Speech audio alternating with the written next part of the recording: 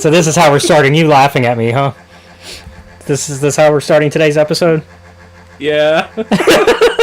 Don't worry, we can laugh at each other because this is just a comedy of errors. Hey everybody. Hey. Welcome back to Escape Reality Star Wars Talk. I'm your host, Caleb. Seth, I talk Star Wars with this man. We look really good today. Yeah. Should we talk about that first? Yeah, we can. Because look at that, we're in higher definition at least than we usually are. Not quite as high of a definition as I want and that we can get, but having technical difficulties getting everything working today.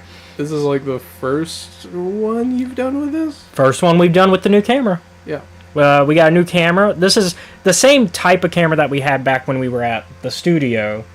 But now I have my own, so now I'm able to use this. So this is the introduction of our new camera, which I can actually play around a bit. Let's see. We can get a really wide shot here. Looks ugly. That's not quite medium. This is about medium. I really need to fix there's a bit of a tilt on it. I don't know if you notice it. It's a little... No, I just thought I was sitting crooked. It's like this way. This is like second to closest that we can get, which is that's a pretty good shot for us. We were at the closest wide shot. Let me... So I can move my computer now out of the way. Oh, it's actually the camera that's a little... It's the actual tripod that's a little tilted. I can't fix that. But, hey, new camera, new problems. I got it for Christmas, though, so that was one of my Christmas gifts. The other one was like a bunch of movie snacks, and so I got some specialty popcorn and some stuff like that. What all you get? I got this hoodie from my mom. Okay, so that's a new hoodie. This is the premiere of your new hoodie. New red hoodie. I got like a beanie, but that's at the house. Annalise, my younger sister, she gave me a notepad because I tend to write things down. Yeah, you write. Yeah, you take a lot of notes. I have to. Okay, I don't have to. You don't have to, but yeah. It helps keep things organized in case I forget something. Yeah, I was gonna say you don't have to. It's a I think it's a part of our hard copies are important discussion. Yeah, but except I've noticed that our hard copies of things go missing more often, especially in your house. Yeah, but that's their stuff when they are in charge of it. All of the stuff I keep up with. Have you kept up with every single one of your D&D notes? I feel like some are missing. Yes, they're in a folder. Some of them are missing because I gave them to other people. Okay. Meanwhile, they cannot keep a map to save their life. No, they couldn't. We lost that map, 3 times? 3 fucking times. Yeah. I get why Tori and Kinsey were like, fuck it, we're done. Yeah, we're not doing it again. Well, the first time was cat. Mm-hmm. Was a cat problem. A cat. I think so. One of the cats scratched it up. I think Leonard. Yeah, probably. And then, other ones were just, it went missing. And so, there was just nothing, correction. The first one was fine, but they wanted to redesign it. Mm-hmm. That's what happened with the first one. Because they were like, we didn't like how it looked. We want to change where some of the locations are and how it looks. Yeah. Second time was cat. Third time was it just disappeared, and they gave up after that. Yep. But yeah, okay. Speaking of Christmas presents, I know you don't have mine with you, but you do have it, and I'll get it afterwards, and maybe I have mine physically you have with it. me. Oh, I thought you said you didn't have it. No, I said it's very small. Oh, whereas I kind of went a little over the top. I almost regret introducing this back in the day. Well, no, okay. I will tell you, it was cheap, so don't feel bad. Don't worry, man. I went to Five Below. Okay. that make you feel better? Yeah, a little. This is definitely 5 and below. No, I went to Five Below for all of your gifts because I got you, Drew, Tori, and Kinsey something. I actually went yesterday. I was like I kind of knew what I was gonna get y'all, but I didn't know for sure. And I was like, oh, I should probably really quickly get something. I knew kind of the vibe of what I was gonna get Kinsey. Gonna get something Five Nights at Freddy's. She fucking loves FNAF. I'm actually mad because I almost switched because I almost got, because Kinsey loves puzzles. Mm-hmm. So I almost got her a puzzle, but I couldn't find like a Five Nights at Freddy's puzzle because then I was like, if I found that, then I'd get a puzzle, but I didn't get that. So for Kinsey, I got her some gloves. And then I got could have said it nicer, but I remember her like complaining that her hands were cold one day, so I was like, oh, I know what to get you for your Christmas present. And I'm like, here you go on Christmas Day. And she's like, oh, I really like these. I was like, yeah, I figured you might need them so your tiny woman hands don't get cold. Oh my god. I was like, I could have been a little nicer about that. I guess I should say what I got my family, because my family does, before I go into more of what I got the rest of your family, I should talk about what I got my family. Because my family basically does not Secret Santa, Dirty Santa. So we do everybody gets one present, and then we swap and see what everybody gets. So the one I put in a Wednesday Addams pop figure, because I was like, oh, what's one? Turns out my sister doesn't even like pop figures, so but I got one that I thought everybody would like, because like I was like, oh, Wednesday, that's one that like I think the Addams Family is something that's like cross generational, even if it's specifically Wednesday from the Wednesday show, so it's specifically the Jenna or Ortega version. But at the same time, I think Addams Family as a whole is a cross generational sort of thing, where because there's so many variations of the Addams Family that grandpa could like Addams Family all the way down to like your niece or nephew liking Addams Family, right? So I figured that was a good one where because I try to get something that like whoever gets it could still like it. I think that's the best way to play it, and plus then you win if everybody fights over you. But no, we tend to not do that. We tend to not do the stealing as much, but unless it's something that we like specifically are like, oh, we really want that. We are in an ad break for the Twitch end.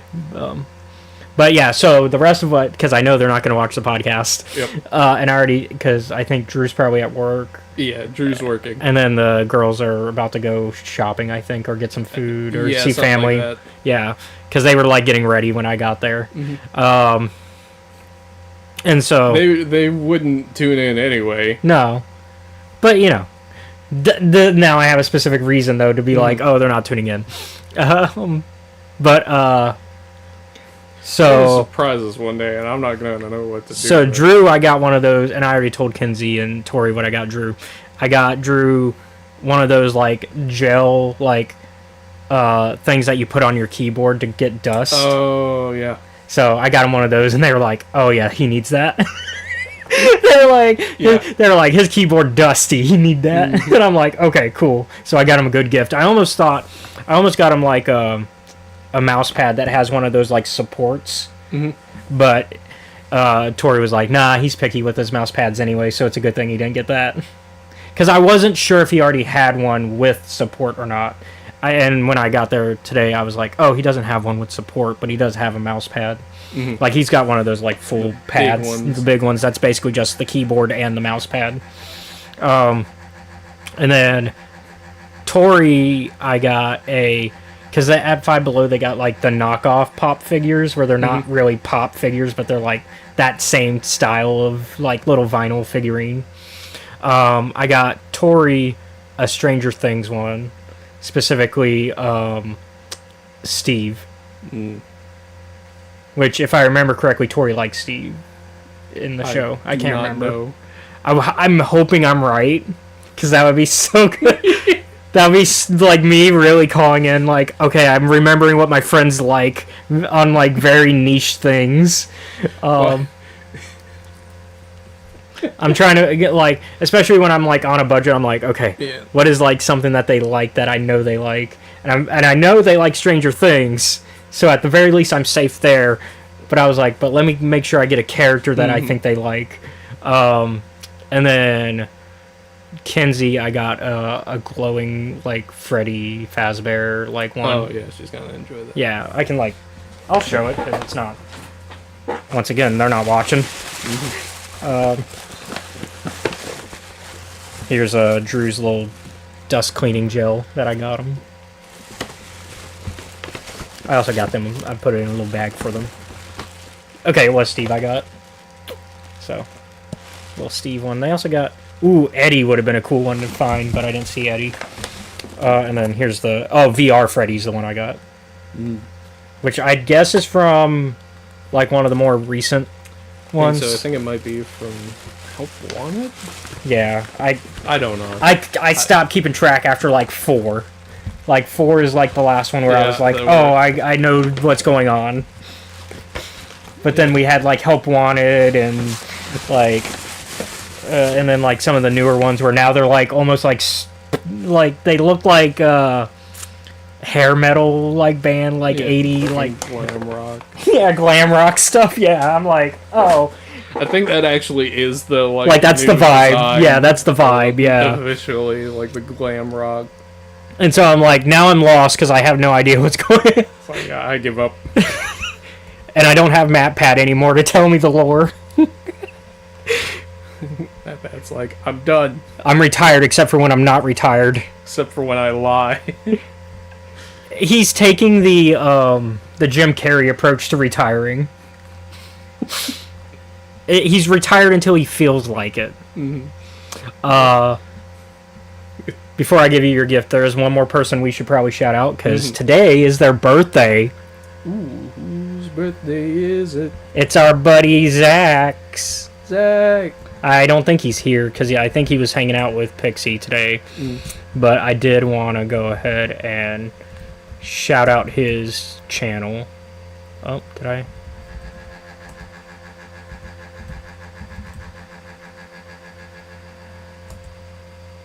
It's not working. Okay.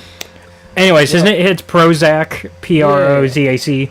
He does a lot of variety. He does like Soulsborne stuff. He does Phasmophobia, ghost hunting stuff, which was actually a really fun one that Cal and them have been playing that I played a little bit of lately called Ghost Watchers, where you actually have to capture the ghost after you've identified it, rather than just identifying it and then leaving.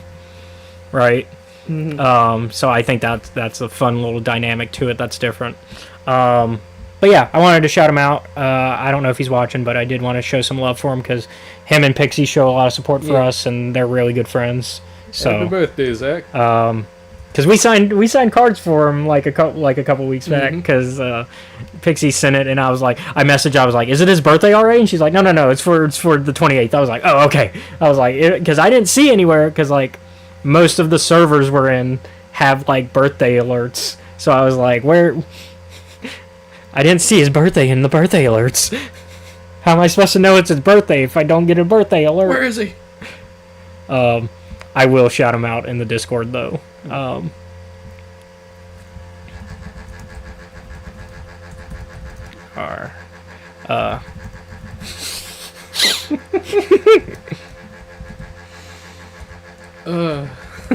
Prozac Pulse. That's right. He changed it to Prozac Pulse. That's what it is. That's why it's not working.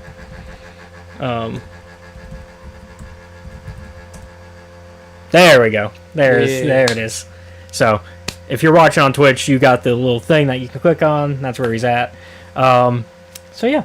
All right. Let's do gift exchange before we get way off track because you do have work. Yeah.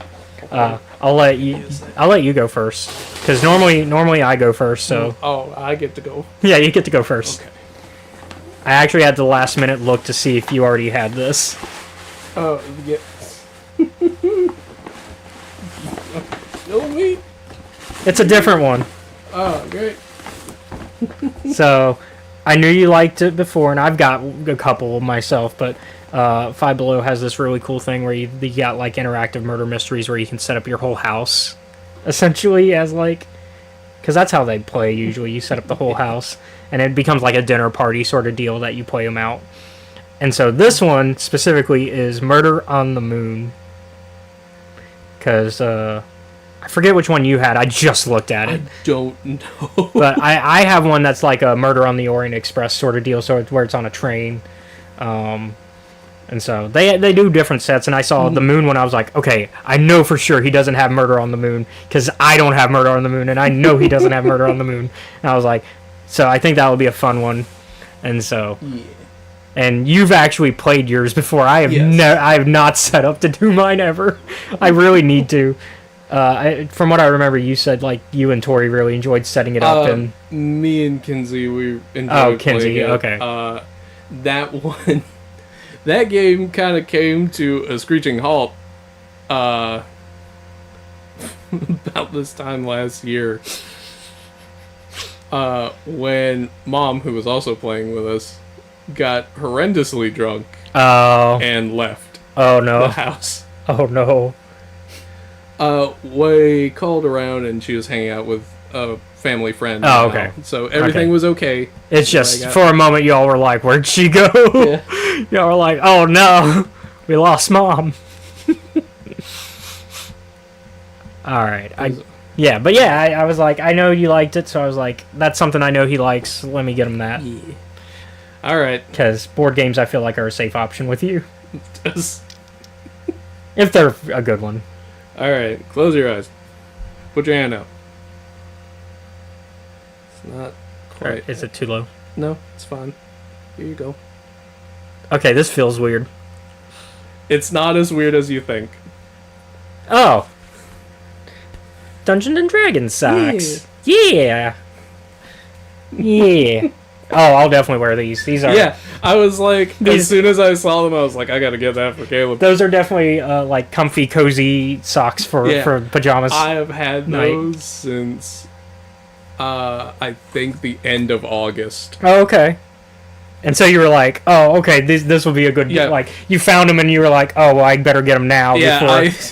I remember having to, like, ask for your shoe size. Oh, is that why you asked? Yes. Yeah, I'm like a 8, 9, something like that. Yeah. So those should fit. They're like 6 through 12. Yeah, and crew socks are better for me because the diabetes. You got to wear specific types of socks to help. Yeah, you got to make sure your feet stay comfortable so that way you don't lose them. Yep. But yeah. So with gift exchange done, I did not plan for news. I should have. I did not look We'll up. skip that. And so what else have we been doing this week? Let me see real quick while we talk about what we've been up to this week. Or these past couple weeks, because we've skipped a few. We skipped a few weeks. God. We have not. You know what? We can talk about that we watched Highlander again this week. Yeah. Y'all finally got to meet Mythos, my favorite. And he's... What are your first impressions? Because I didn't get to ask y'all what y'all thought of him on, like, his first episode. How you like getting Punk Joe? Yeah, so, for the audience, Highlander is a thing that I love to make him and Britt watch. And I basically force y'all to watch every 3 weeks now. Mm-hmm. Or whenever we get the chance. Because we've gone a couple weeks without it, but that's because it's holidays and stuff. I need to find something a lot lighter to watch than any of the suggestions I've ever given. I don't know. Well, hold on. You do have one going for you, because we did say that. Well, Quick and the Dead was pretty light. I'd say that's a fun one. Berserk's a little bit heavier, but once we get through Berserk, we do have the palate cleanser of Kroll. Because Kroll's a little bit more light, and so you know that's why I was like, because you asked me what order we should do them in, and I was like, we should probably do Berserk first. Let's do Berserk, and then we'll finish with Kroll. That way we have the palate cleanser, because you want to have something a little lighthearted to get over the. But while watching Highlander, so this is because we don't have a podcast yet for Highlander. This is my chance to like gush over this, which if y'all follow me on Blue Sky, you already got to see my rant. I did a whole thread about my thoughts, but I'm gonna share them here for those who don't follow me on Blue Sky. So we got an announcement because you, Britt, and I talked about this because I found an IGN article from last month. Like, November 22nd, so, like, barely just over a month. Of Chad Stileski, the director of the Highlander reboot that's in the works, and Henry Cavill, the person currently maybe playing the lead, although they're trying to play vague about who he is. They're really trying, because they haven't said that he's a McLeod. They're just like 500-year-old guy who's, you know, fights martial arts and stuff. I'm like, so a McLeod. Probably a Connor, although if they're being this vague, maybe they're going a different route, which is what I talked about on Blue Sky. But we got a confirmation of a filming date as well as a potential release date. So, filming date starting spring of next year, which tells me that they've got a script done. Because if you're not planning your filming date if you don't have the script near done at least. At least have a first draft. They at least have a first draft. And I think the only reason it took this long is because Chad Stileski was working on John Wick.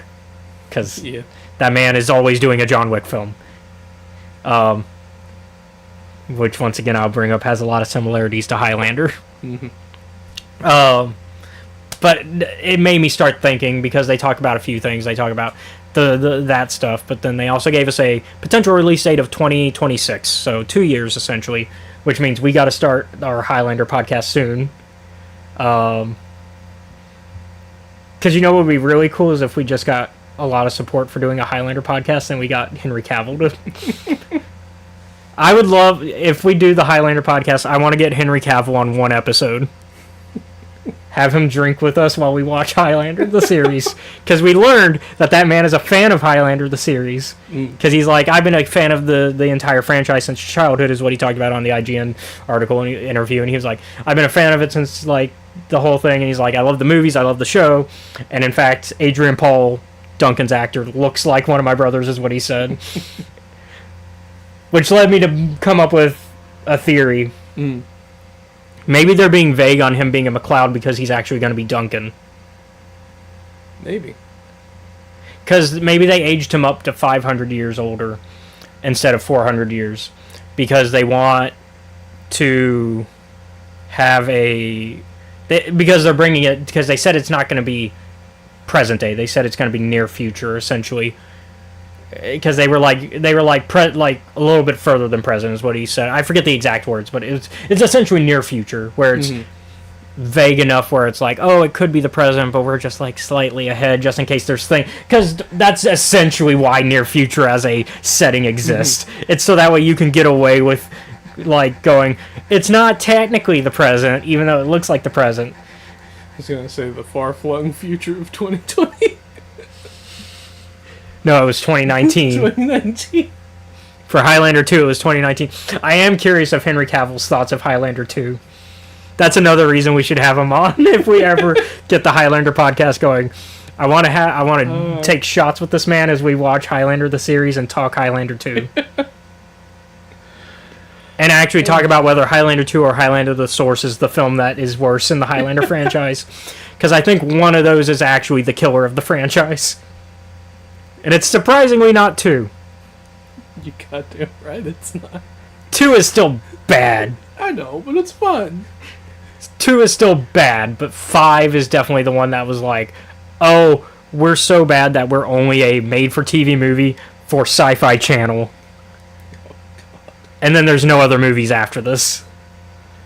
Actually, that's not true. We got the anime film after that. And then there were no more movies. And I don't think the anime film killed the franchise. Because the anime film is actually pretty good. I also want to know if maybe he's such a big fan, maybe he has a copy of Highlander 3030. Because I'm still looking for Highlander 3030 for anybody that has a copy. It's the fact that modern day media is more likely to be lost media than media from like 10 years ago. Hell, I really should say 30 years ago, because that's really when things were more physical, right? Because even 10 years ago, we're still in the digital age, and even 20 years ago, we're still in the digital age, really. So 30 years ago really is when we're talking about having physical media. And you would think, oh, that's when more media would be lost. Which, there is a ton of lost media from the physical era time. Look at any classic Doctor Who fan. So many episodes lost. Although BBC's been doing a good job of bringing some of the older episodes, like finding archives of at least the audio and trying to like animate them and try to do some way of preserving the episodes, right? But like, arguably, if it wasn't for the fact, because even we in Star Wars, only we had Callus to preserve our lost media. Because even in Star Wars, though, we have some stuff that could almost become lost media, if not for fans. Like the original holiday special. Essentially, if nobody recorded it, that would be lost media today. And it is as far as like an official capacity, because nobody, well, until recently with Skeleton Crew, nobody wanted to acknowledge the holiday special. Which you're caught up except for this most recent episode. Which we'll probably watch it later today. But because I've been keeping them up with it still, because I was like, oh, so that way when we do the episode, you're already caught up and we can just... You don't remember no at. I don't remember no at-adding. God. Once again, if that drawer, if SM33 was fully functional... Yikes. Because even, like, with him in his current condition, he is deadly. I'd say he's at, like, 40% of what he could really do. But we're not here to talk about that today. But yeah, no. So, yeah, I have theories about Highlander. I think Henry Cavill could actually be a Duncan stand-in, and maybe they... Because the good thing about a reboot, and it's something they've talked about, is they want to make... And that's another thing that Chad Stileski confirmed in this interview, was that they want to not do what Highlander 1 does. Which is start at the end. Well, which is... We tell the story, and it's very closed ending. In the original film, spoilers for a film from 1986, Connor wins it all. He is the last immortal. There can be only one. And of course, as Chad Stileski specifically said, when your franchise has this phrase, there can be only one, you don't want your first film to end with that scenario. You don't want to kill everybody off. So...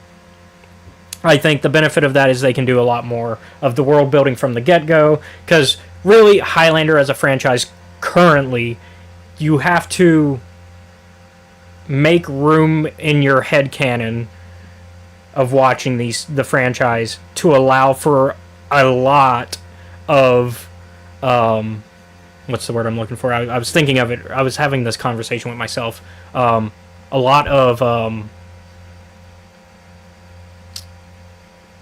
soft reboots, essentially. A lot of retcons. Yeah, a lot of lore retcons, but soft retcons. Like you have, they're essentially soft reboots. They really are. The only time that the problem is there's essentially 7 timelines. If you follow like the film, there's the timeline of Highlander 1 just existing by itself. That's one timeline where Highlander 1's the only movie that exists. Then you have the Highlander 2 timeline where it goes from Highlander 1 to Highlander 2. That's a second timeline. Then you have the Highlander 3 timeline.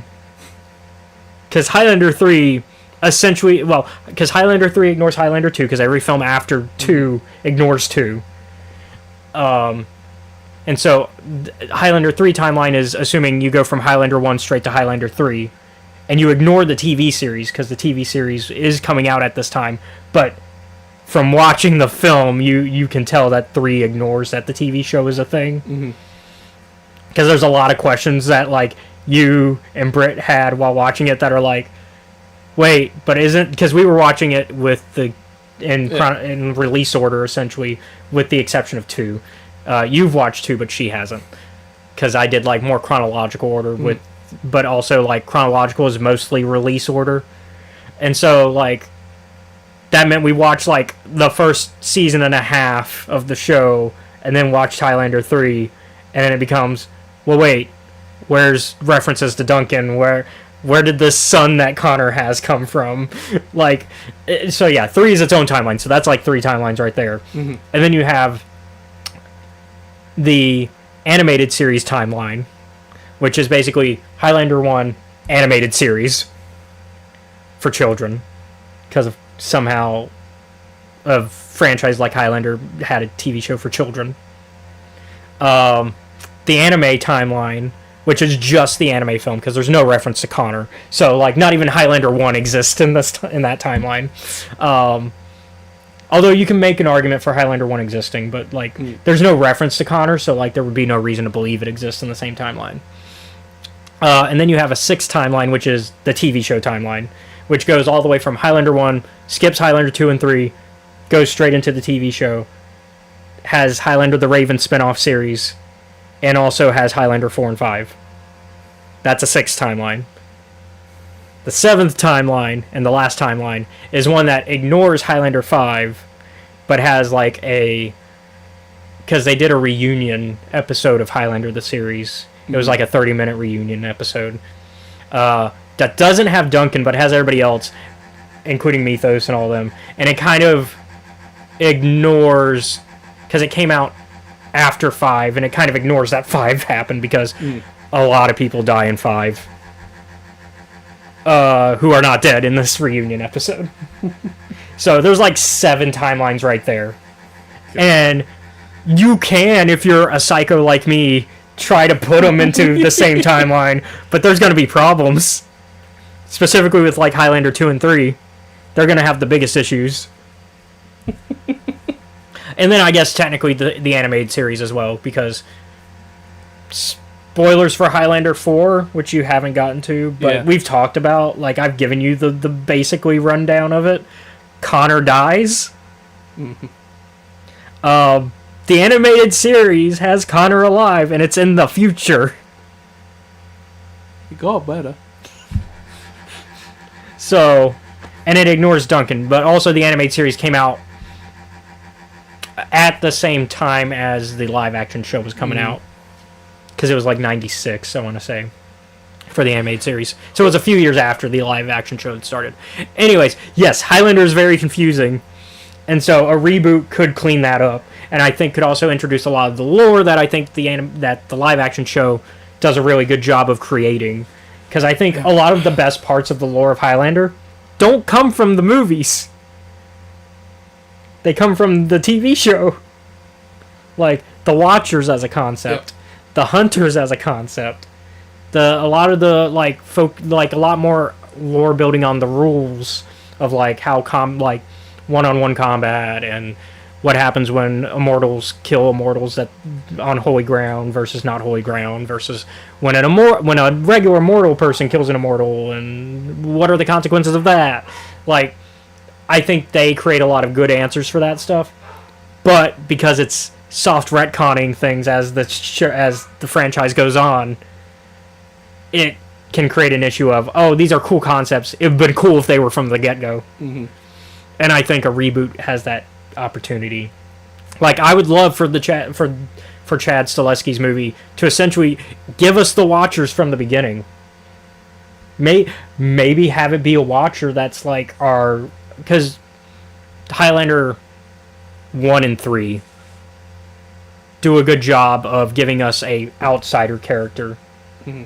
And because, you got to have your character that's brought into this world of fantasy, essentially. And Brenda is that in 1, and then 3 you have, what's her name? I forget the love interest in 3.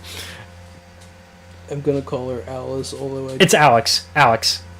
You were close enough that I remembered her name, but yeah. Like Alex. Alicia. Yeah. So, but they're like good, like, oh, we're the I forget the actual trope term, but for that character archetype, but it's the character that is is like the audience surrogate. Yeah, the audience surrogate essentially. It's the Jubilee for like X-Men the animated series, right? You got to have your character that's like brought into this world. I think it would be cool if it was a Watcher. Now, don't make a Watcher a love interest. Well, actually, I wouldn't be against that. That'd be pretty cool too. But I would at least like the Watchers to be a thing from the beginning. You don't have to introduce Hunters because I think that would complicate a movie. Make it very much just the Watchers, your McLeod character, and then your Kurgan archetype. Whoever you're like, they're also being vague on if it's a Kurgan, if it's. They're being very vague on if they're recreating the first film or if they're telling a new story. And so, I hope it's a combination. Because I think there's a way that you can... Because also I'm still a fan of the idea of if Dave Bautista is still attached to this film, of him being the Kurgan.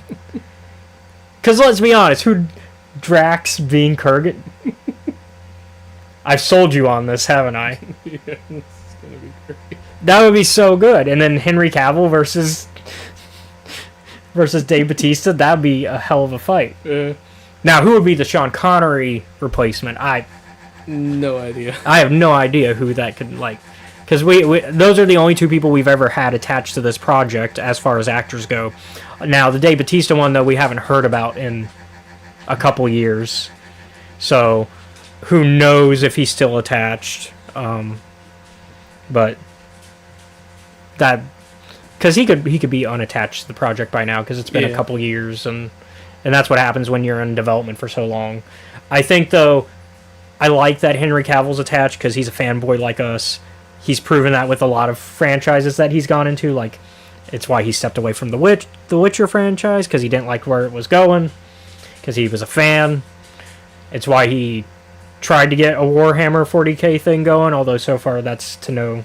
real, yeah, that's gotten no real progress, which I think is why Highlander's getting moved forward. Because I think if Warhammer got progress, I think we'd be waiting longer for Highlander. Yeah. But yeah, it's I had my Highlander rants for the month. So Cyberpunk. Oh yeah, are you ready for how? So. We have finally got done with Chris's arc for Cyberpunk, which has been... This FBI guy is threatening to release my bounty to the public if I don't go and spy on the mob. And so the plan they eventually came up with is, what if I just told the mob the truth and we shot the FBI guy and his buddies in a warehouse? Okay. So they go and they... plant the bug. The Scatagalia family is like, we're gonna go and do a big meeting of all us mob bosses at this warehouse. And so Agent Mono shows up and is like, alright, we're gonna put him under arrest. And because the crew planned this out pretty well, Mono died almost instantly. Along with the one guy that tried to get away, whose car they exploded. After that, because of how I set the story for the Cyberpunk games, it's usually introduction, focus on one character of the group, complete their story, Cyber Psycho encounter, repeat. Yeah. And for this one, for this Cyber Psycho encounter, I was like, alright, you guys have fought a solo, you killed him because you threw a piece of pipe at him and it hit him in the head and he died from fall damage. The last Cyber Psycho you guys tried to fight with, tried to bring in alive, because the bounty is worth double if you bring them in alive. Yeah, that makes sense. Well, they fought so hard that they killed themselves. Good job. Mm-hmm. And this one was a netrunner, which are incredibly dangerous. Yeah. And so with this one, it ended up being you know what? no, this is too dangerous of a fight. We're just going to have to kill them. The way I kind of ran it is basically the Netrunner can shut off one of their cybernetics. Mm-hmm. A lot of the crew have cybernetic eyes. Oh. Both of Core's, Chris's characters are cybernetic. Both, Oh yeah, I think I remember us talking about this. One of Cosmo's is, and one of Steve's new character. So all of them are like... Core is straight up blind, Cosmo is half blind. And it's like, alright. So I've had them go to a warehouse. They almost killed themselves with a grenade. They're able to disarm, because I was an asshole designing this encounter. And I was like, alright, so you go up to the front door? Okay, cool. Give me a awareness/notice check. And they just barely meet the DC, right? Mm-hmm. I'm like, okay, so as you open the door, you notice that there is a grenade with a string attached to it. And if you would push the door open any further, kaboom. As one does. Yeah. Cyberpunk is a game that focuses a lot more on realistic damage to the human body. Yeah. Core may be the toughest one of us in the group, which makes the fact that Cosmo, who is our fixer, who is our guy who's supposed to set up deals and find out secrets, disarming the bomb, hilarious. What do you think he does with this, by the way, now that the bomb is disarmed? Not bomb, it's a grenade. So. Yeah. Probably adds it to inventory. I thought so too, right?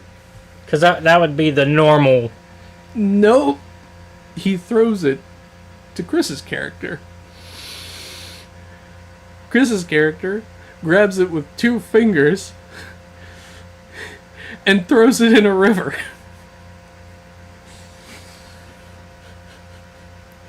And me and Steve have to stop for a minute because we're laughing so hard at the fact that they just nearly got themselves killed. And of course they go in, I'm like, alright, cool, dark area. I'm like, yeah, you guys can see plenty, there's nothing really in here. I'm like, go down the stairs. I'm like, alright, there's a turret there, about 2-3 floors down, and patrolling. And Chris's character is like, Chris asks, can't I just throw a desk at it? I'm like, because it's Core. Yeah. And Core is a Hulkbuster, essentially. I'm like, yeah. Tables, ladders, and chairs. Come on. Tables, ladders, and chairs. Boof. Done. So they get down into the basement where the Cyber Psycho is lurking. The name of this Cyber Psycho encounter is Lurker. Mm-hmm. We've had Vamp and Wolfman before. And I'm like, okay, so as you guys come up to the door, just a spray of bullets. They're like, okay, we don't go in that room. I'm like, that's a good choice. Yeah. And at this moment in time, Steve, who is up top with a sniper rifle, waiting outside of the building, is like, I can't hear them over the phone like we planned. Because the Netrunner is like, nope, no phone calls for you. The call's coming from inside the house. No. No, there's no phone call. There's no call. Yeah. And so that... He's cut the lines. Basically. And I was like, alright, cool.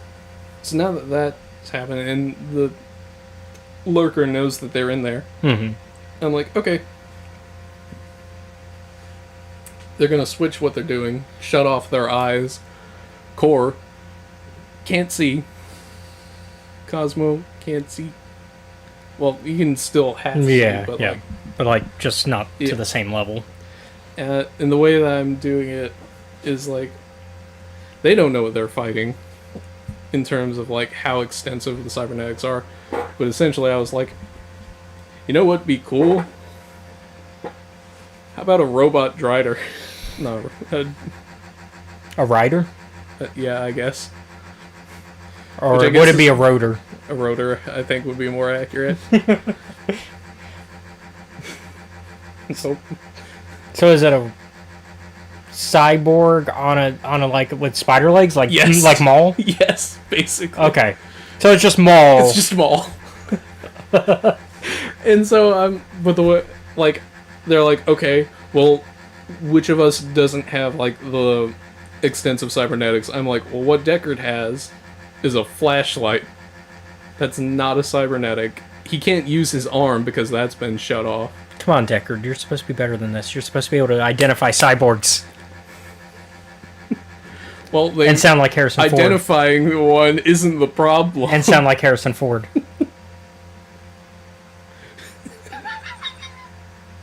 Now, we don't want the inner monologue. We don't like that version. There's just... Oh, God. Sometimes I do have to do the bit with Deckard because I was like in a thick German accent. Like, so, like, you almost wanted to, like, lean into, like, Blade Runners so heavily. Almost, but I'm like, nah, I'm not going to do that. Why not? I should, but I'm not going. The archetypes are fun, especially because it's like a personal game. Like, it's like for you guys, just having fun. And so I'm like, Deckard's like, he's explaining to the others, like, I can probably shine the light on it, but I will be shot when I do this, so don't fuck it up. Oh, so you're going to pull a Dead by Daylight. You're going to try to flash them. Mm-hmm. And I've, like, because the gun has been fired twice whenever someone gets down to the area where they have to take cover, what they hear is a spray of bullets followed by, like, metal skittering against the walls. Which sucks because you can't see it. Like, fucking welcome to a horror game. Yep. It'd be that way. Yeah. And chance for real before it does something to where I'm like, this will probably instantly kill a player, because Cyberpunk straight up encourages you to do that. Yep, we talked about that. Yep. And rob them. No regrets. All the time. They took the Gary Gygax style of we have no friends at the table. Yeah. And so I'm like, alright, here's their last chance to get rid of this. Sky is the one that ends up killing it with his Franken gun, which is... Cosmo's Franken gun is basically if you took a 44 and a Desert Eagle and smashed them together. A Forgle. Mm-hmm. Or... Yeah, I just call it the Franken gun. Yeah. Because that shit should not work. Yeah. Sky kills it, and then it's like, so we're not getting all the money for this one, which was like, if it was brought in alive, it was $16,000. It's like, nope, not today. I mean, 8,000's still not bad. Yeah, 8,000, but then divide it 4 ways. That's still not bad. That's two. Yeah, that's $2,000. $2,000. $2,000 each. Yeah. And like, yeah, that's a good payday for a mission. Yeah, Steve's character is like stripping the cybernetics. But the way that encounter would have gone if they had not killed them at that point was basically our little Darth Maul Knot was going to hang above the door that they were all crouching in, and as soon as one of them walked in, just bam to the dome piece. Yeah. So you don't have arachnophobia mode in your game? No. You better fucking deal with it.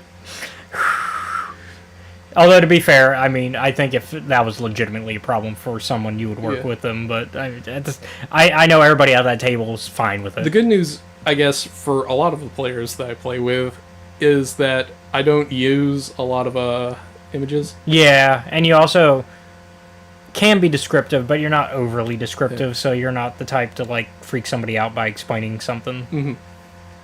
I'll give you the information you need to know. Yeah. Cyberpunk, I don't use a lot of visuals. I describe things to the players. I have notes for how things are set up, like where, who, what, why. But for the most part, Cyberpunk is mostly me describing things and having like music in the background. Yeah. And it seems to work. I haven't had any complaints about it. Yeah, that makes sense. Oh, I guess we didn't talk about this because it's been that long since we've had the podcast. Got to play Brit's game. Oh, shit, yeah, how did that go? Good. There was, so I'm playing a... I meant to tune in, but I didn't get a chance. I'm playing a version of Hank the Ranger from the D&D cartoon. But now in the Forgotten Realms, rather than the Realms, which is not to be confused with each other. And so the premise so far is we went to a party, to a wedding. Oh, well, that's nice. Only for the Duke, who was getting married, to be like, hey, go investigate this letter that was a threat to my fiance. Figure out who wrote this and what's going on, what's going to happen to her, because we have no idea why somebody would threaten her. So we go to investigate. We talk to her, find out that we're not quite sure if she'll have enemies, but we can't quite figure that out. So I go to investigate the actual party, because the reception's before the wedding in this case. And so I go to investigate the reception, keep an eye out. Notice somebody that looks like Idris Elba. Okay. And I had her, because we do find out what he sounds like later. So I was like, he looks like Idris Elba, but sounds like this person. Let's see. Oh wait, it might have been in our actual. We have a private D&D group chat.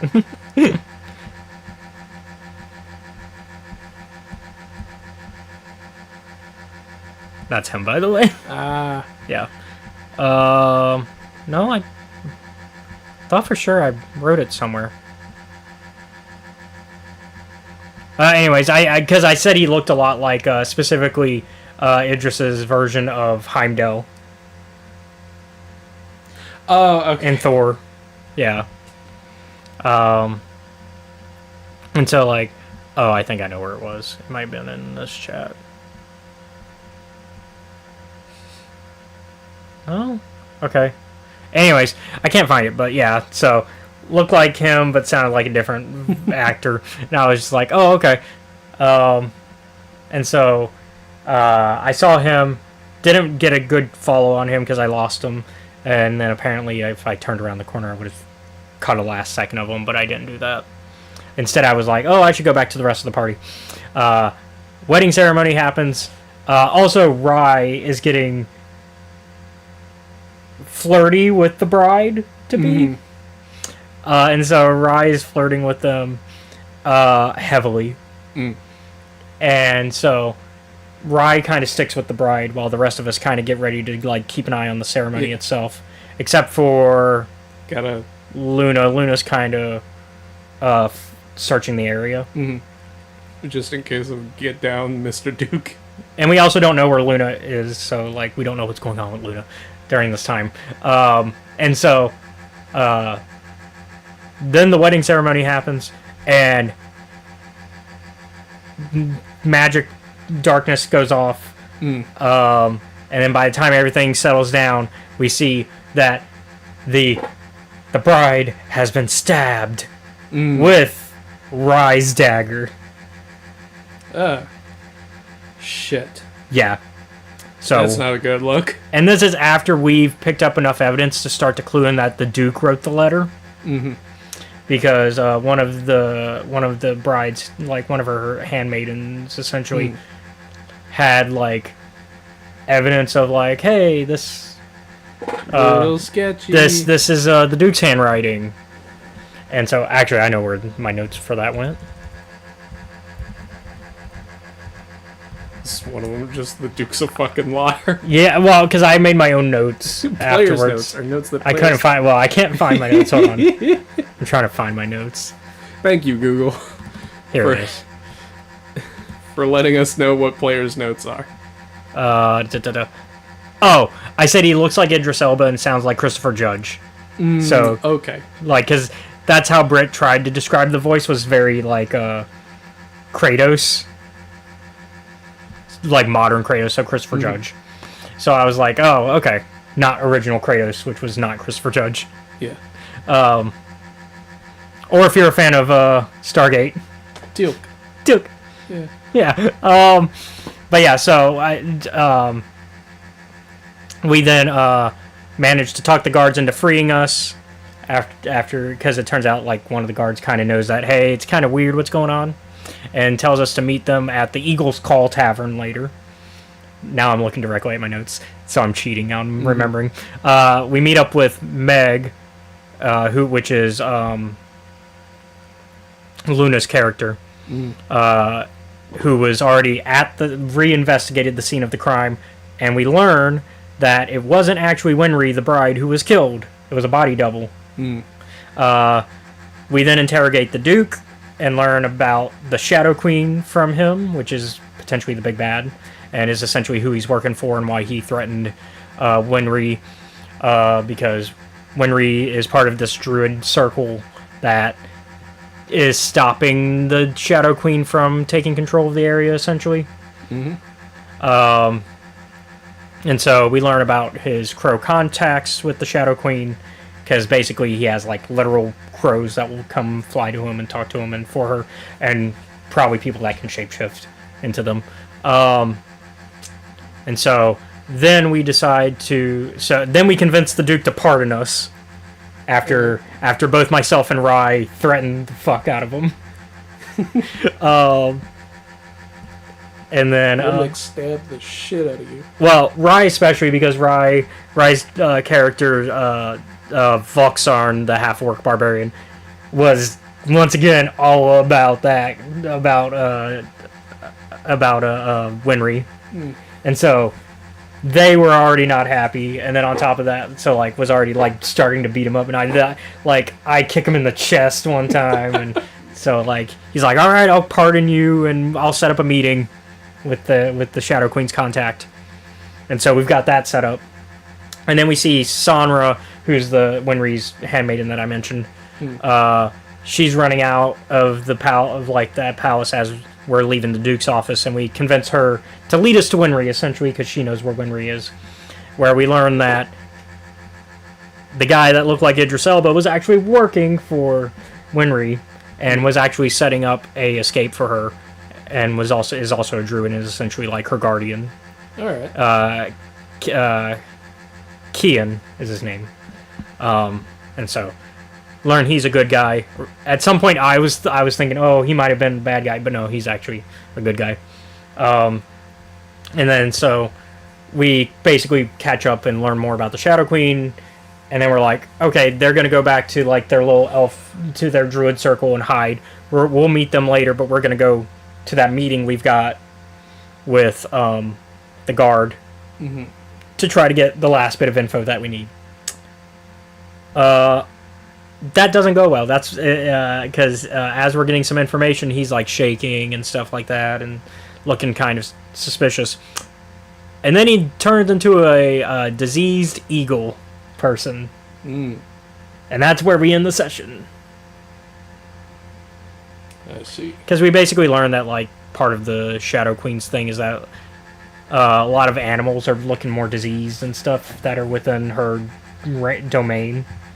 And so, yep, that was Britt's first session, and that was you can see where a good campaign is gonna be fed from there. So I am excited for our next session, but we haven't had that yet because holidays. But yeah, that's what we've been up to all these weeks because we've been gone. It's also we've been gone for a long time because of me. But also, it's just holidays as well. And so, anyways, let's get into... I did look up some Star Wars stuff to talk about, so let's talk about some news real quick about stuff we've missed, and then we're going to get right into it because we're already an hour in. First up, Jude Law is getting a star on the Hollywood Walk of Fame. All right. I think that's kind of deserved, because he's done a lot of roles that I like, beyond Jod from Skeleton Crew. I think he's one of our best Watsons, Dr. Watsons, in my opinion. Which I know that can be, that's very opinion-based, but he's one of my favorite Dr. Watsons. And of course, I liked him in Captain Marvel as Yon-Rogg. I think it was fine as Dumbledore in the Fantastic Beasts films, but they also aren't my favorite films. If I'm, but I think he's earned it over the time. Like he's a good actor who has proven that he has a lot of range, I think. And so, obviously, we're going to get to see more of him in Skeleton Crew because we still have a few more episodes. Ahsoka Season 2 has a set filming sort of thing going on, so I guess they got the script more done because last time we talked about it, Ahsoka's script was kind of up in the air. Yeah. So currently Season 2 is set to film in the UK next year. And apparently Lucasfilm is not filming any of their shows in Los Angeles currently. So, which I guess makes sense because really I've noticed like Disney as a whole prefers Atlanta anyways as a filming location over LA, but as well as, and like Lucasfilm has preferred UK for a while, so I'm not surprised. I am surprised that we're getting Ahsoka filming that soon. So I guess that tells us now we can kind of speculate Season 2 is coming out. If it's going to film next year, maybe 2026? Maybe. But like a mid to late 2026? Yeah, probably on the later end. Yeah. Similar to where we're looking at Highlander sitting, because it's got a similar kind of filming schedule. Skeleton Crew, though. Speaking of, the creators have already discussed that they do. John Watts, who's the showrunner, has talked about that he does have plans for a Season 2 if they get one. Which it sounds like it might happen, because so far, a lot of positive backing of Skeleton Crew. I haven't heard a lot of any negativity, really, regarding Skeleton Crew, which I'm glad. As a Star Wars fan, I'm kind of... we needed a break from it. Are we all cool? We all gonna chill? We gonna chill for the show for kids? The Goonies ripoff, we gonna chill for that? Okay, yeah, okay, good. And I'm glad that John Watts is running it. I like Spider-Man Homecoming, I get. So, like, I think he fits telling this narrative. I am interested to see where we get the rest of Season 1 to go before we hear any ideas of what Season 2 could be, but I am glad that he's already thought about it in case. But I also feel like Season 1's going to have a good... I think they are going to do a good job of basically doing what Acolyte did, where they have plans for more, but they're going to close all the main plot points and not have any open ends, right? At least in any of the main storyline. Yeah. Hey, good news for Mandalorian and Grogu film. Rada the Hutt! Oh. Stinky is back, baby! He will be much older now. He's being played by the bear, Jeremy Allen White. If you've ever watched... I have not, actually. I just know that he's in it. It's on my list of things to watch, and I know he's really good in it. So I'm excited. I'm just excited that we're getting Rada the Hutt content, because Rada the Hutt kind of just disappeared after the Clone Wars, and we don't know what's happened to that baby since. Jabba was like, I let my son get kidnapped once, and that shit is never happening again. Because we don't really have any canon stuff post Clone Wars involving Rada. So, I'm interested. Also, that means Rada's one of the other Hutts who survived the Vader killing the Hutts massacre. Yeah, I guess it would make sense that Jabba probably would not have brought his son to that. Which also implies that maybe Rada's the new Hutt crime lord? Maybe. But also, how would that be? Because, like, I feel like Book of Boba Fett would have gone over that. Yeah. Which is why it's weird that Rada, like, wasn't mentioned until now. Well, I think it's more that... Maybe Rada was off-world. Rada is off-world. And that, because we see other Hutts in the Book of Boba Fett, and they're like, alright, here's the deal. We'll give you Tatooine, just do whatever you want here, we don't care. Yeah. So I'm excited because I like the idea of Route of the Hutt, and I like the idea of the Hutt cartel still being active, even if smaller now. Because like once again, Book of Boba Fett made it very clear, all of the cartels are a lot smaller than they were during the Empire. Because it's like, well, shit, the war's not distracting anyone now. Yeah, and the New Republic's a little bit more like willing to like enforce things beyond the Republic's actual jurisdiction. Which may be why a lot of people don't like the New Republic, because it goes a little bit past its jurisdiction. Even if we do like, what's his name? The pilot from Mandalorian. Young Jedi Adventures, nominated for 4 Children's and Family Emmy Awards. God, 4? We got voice directing for an animated series. Music direction and composition for an animated program, editing for a preschool animated program, and sound mixing and sound editing for a preschool animated program. Alright, yeah, I can see that. So, nothing, big, no big awards, except for maybe, like, I guess voice directing might be the biggest, but, like, nothing like, no actor nominations, no best kids animated program, like, right, nothing like that, but it is interesting, and this is only the third, according to this article, it's only the 3rd annual Children's and Families Emmys ever to happen, so that's interesting. I also find it interesting that they included Young Jedi Adventures. I guess it's because episodes came out, but like the season's not done. Like they did the thing, they're doing the thing they did last season where they did half the season, took a big break, other half of season. So, and this time we're like, okay, we're waiting for the whole thing. We're not doing what we did last time with season 1. We're not going to review half of it and then wait, and then the other half. But that's still exciting. I am glad that, even if it's not the big awards, it's doing, like, something. Poe Dameron and BB-8 are getting a Hyperspace Stories miniseries from Dark Horse. Okay. So we know that Hyperspace Stories has decided to kind of evolve into being more of a mini-series where it's just different mini-series within the Hyperspace Stories franchise. So we've got the Bad Batch one coming up, which I think a couple issues have come out now of that one. But now we've got a Poe Dameron one announced with BB-8, which that could be fun. More Poe Dameron and BB-8 content, always a good time. That is supposed to supposedly start... Oh, Ethan Sachs. Okay, this is the Poe Dameron comic we had heard about from Comic-Con. That makes sense, though. Now we know, because this is the Ethan Sachs one, so the guy behind the Bounty Hunters comic. So we heard about this, but we didn't know if it was going to be a mini-series or what was going to... Now we know it's a Hyperspace Stories mini-series. That makes sense. I can get behind this. Especially because we know Ethan Sachs is good at writing comics. I mean, the Bounty Hunter comics is so good. But yeah, so that starts April 9th with the first issue.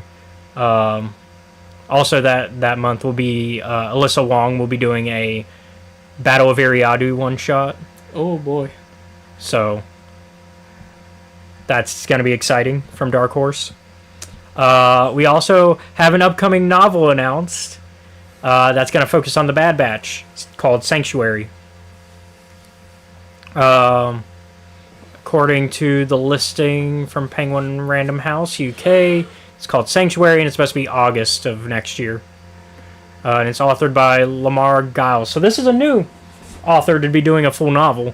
They've only done from a certain point of view short stories before. Okay. So, which we've learned that's where they like to pull from for new authors, right? Mm-hmm. They like to have you do a from a certain point of view short story, and if you prove your worth as an author in that, then they pull you into a novel. And so that means they've got a lot of faith in this author, so I'm excited to see another author join the Star Wars novel side of things. And so apparently, let's see, apparently it was originally had a placeholder title of Tanner.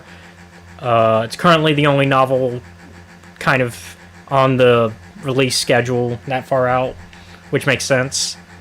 I mean, that's over half the year out.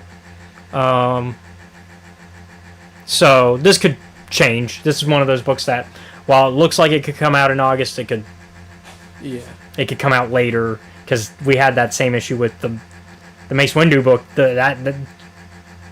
That got bumped a lot, because that was supposed to be originally July, and then it became October.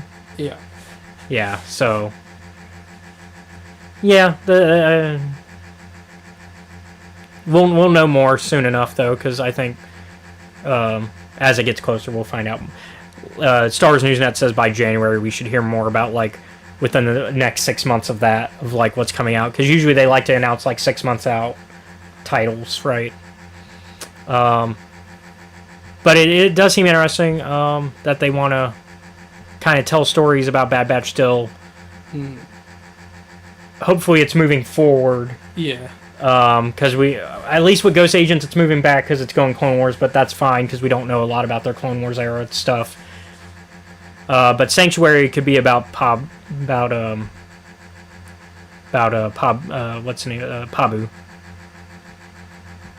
The planet they kind of make their home. So, some interesting ideas that could evolve from that, based on the name of the book. That's it for news. Yep. Let's get into our short stories for this week. Okay. Which one do you want to cover first? Let's start with the first one we had. I forget. A Crack in the Mask? Crack in the Mask, yeah. Oh, yeah. Because that's the first, I think, chronologically. So we'll start there, and then we'll do the next short story, and then we'll... Poor Rue. Rue's like, damn. I'm kind of losing that very important part of being a Jedi. Called I Give a Damn. So you have both of these more in your brain because I read them a little further back. So I'll let you give the... So, Crash, in her brilliant scheming, Rue is still a bit shaken up after fucking killing a guy after interrogating him with Crix. Talking with Crix was the real hell. And then he, Yeah. Then he died. And then he died. As he should have been for a while.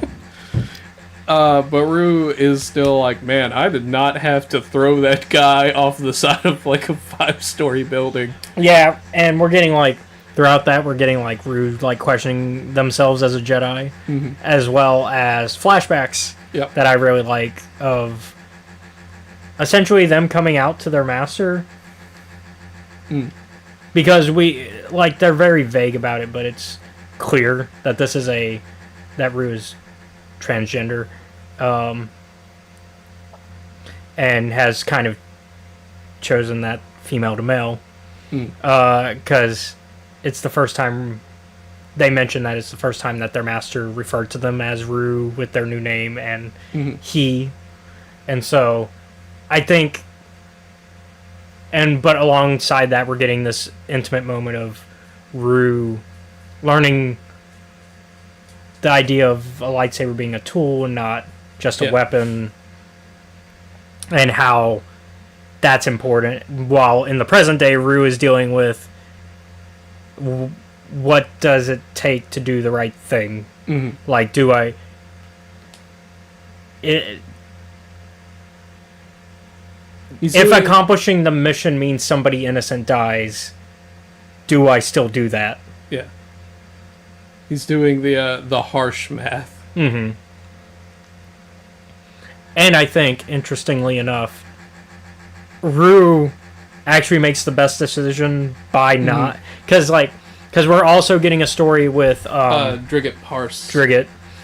In the same time, where Drigget is also dealing with her, like, emotions of everything that's happened, because she is still being reminded of Gavi and their friendship, and in fact, it's her birthday. Yeah. And Gavi has left as the pirate has left a message going, hey, happy birthday, somewhere out in the galaxy where you are. Also, our home planet is safe now, because I've been holding back the line.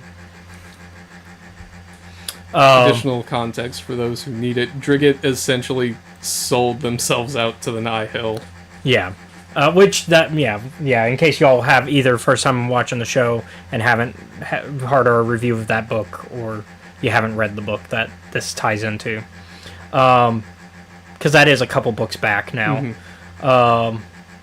And so I do like that Drigget's getting redemptive arc, because I think Drigget had that similar to what's her name in Phase 1? The one that Reef kind of befriends. Oh, Nan. Yeah, similar to Nan, I always felt that there was a redemptive quality where, given the right motivation, they could redeem themselves. Mm-hmm. And I think Drigget's in that same arc. Unfortunately, Nan never really got that chance. Nan never got that chance, and she probably never will, because that's not who Nan is anymore. I think Nan could have, but I think now so much time has passed, and we haven't heard from Nan in so long. I think with Nan, I think once Fallen Star happened, that was the end of Nan's potential to like, not because Nan did anything particularly bad during that event, but I think that was the last time that Nan would ever. We just haven't seen Nan since, and I think that if Nan was going to have a redemptive arc, it would have happened by now. Yeah. Or at least we would have seen Nan by now again. Like, we would have been reminded that she exists. Yeah, like, and also because Nan and Drigget joined up with the Nihil for different reasons. Yeah, Drigget was to save her home, Valo. Whereas Nan seems like she was kind of born into it. But I also don't think that means there's no chance of redemption. Because you can... Yeah, it's just harder. It's just harder. It's a like, I don't, when reading like Nan's dialogue and everything, I don't see remorse or a desire to change there at all.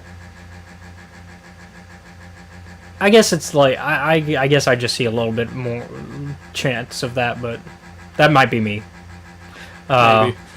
Because that's the fun thing about reading, is like you and I can come to very different conclusions, and we often do. But I'm like, don't get me wrong, I don't think Nan is like, a remorseless killer. No, you just think that chance of redeemability is a lot less than I do, but also that I think Nan is treating it like it's a 9 to 5, whereas Drigget, it's a deal with the devil. Yeah, and so. And I think that's the fun thing about having these conversations on the podcast, is like and also that's the fun thing about reading, is like we come to these different conclusions, but then we can talk about them and be like, why did we come to this conclusion? Because like Nan is never apologetic about any of the shit she does. Yeah.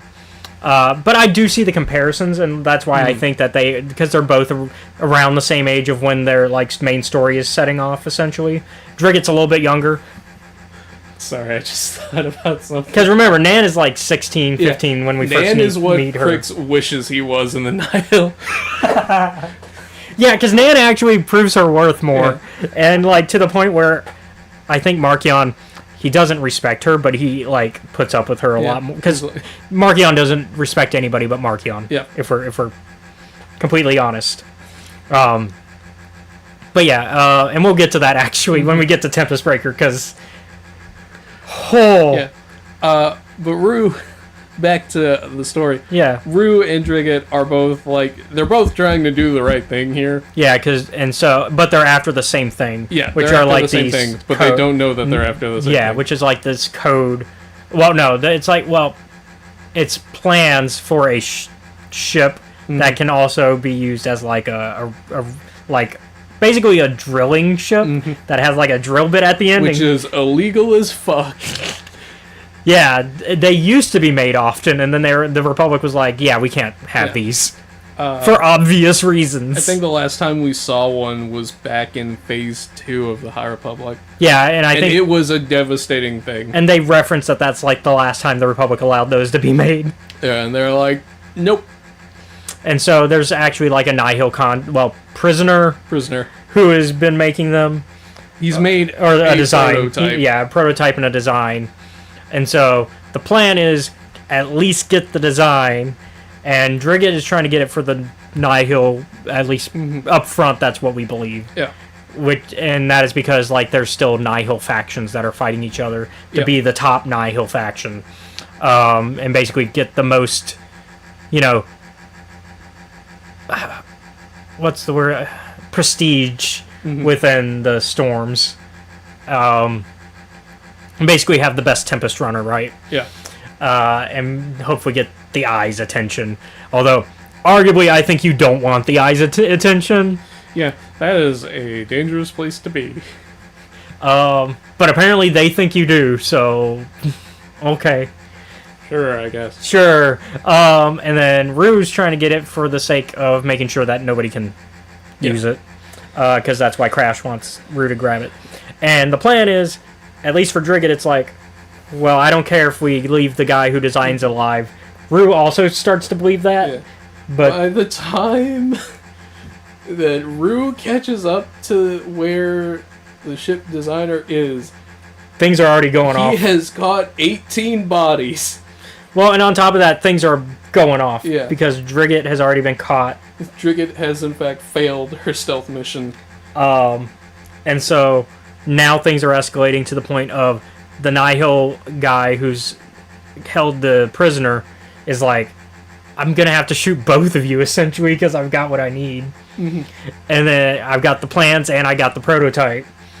And Drigget has, like, a file of the prototype on hand. And so Rue decides to just set some explosives off and give chase to Drigget to try to get the plans and hope that, I don't need to save the prisoner, because if I get the plans, then we're good.